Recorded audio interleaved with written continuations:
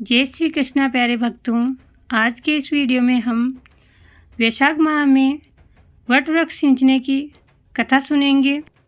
What वृक्ष को बरगद का पेड़ या बड़ का पेड़ भी कहते हैं। रविवार के दिन पिंपल सिंचने की बजाय आक या बड़ का पौधा सिंचना चाहिए।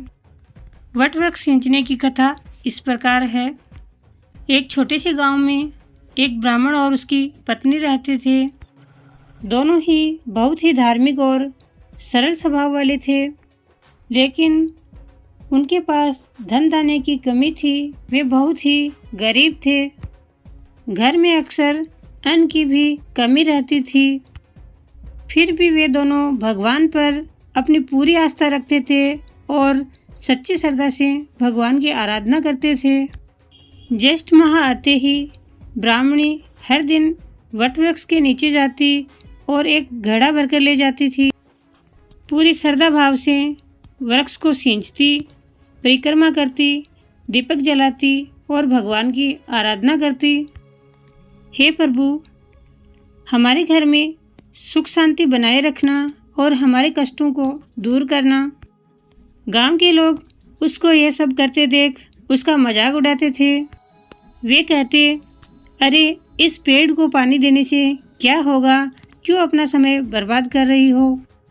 लेकिन ब्राह्मणी गांव वालों की बातों पर ध्यान नहीं देती थी और अपना नित्य नियम निभाती और अपनी भक्ति में हमेशा लीन रहती थी।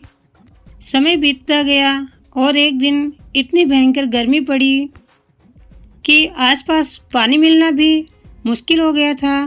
फिर भी ब्राह्मणी दूर से पानी लाकर वट वृक्ष को सींचती। उसकी श्रद्धा अडिग थी और विश्वास अटल था।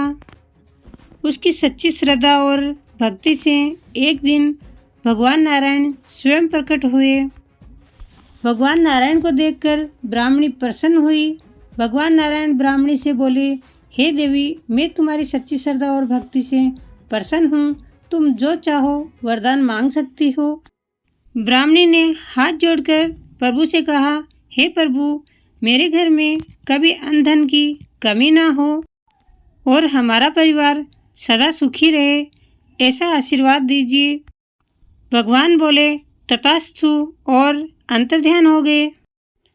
धीरे धीरे भगवान नारायण की कृपा से ब्राह्मणी के घर में धन धान्य और सुख समृद्धि आ गई और वे अपना जीवन सुखपूर्वक जीने लगे। यह देखकर गांव के लोग भी आश्चर्यचकित रह गए और उन्होंने भी वट वृक्ष की पूजा करना शुरू कर दिया। हे प्रभु, जैसा उन गरीब ब्राह्मण ब्राह्मणी को दिया वैसा सबको देना। कहता ने, सुनता ने, हुकारा भरता ने सारा परिवार को देना। कथा अधूरी हो तो पूरी करना, पूरी हो तो मान रखना।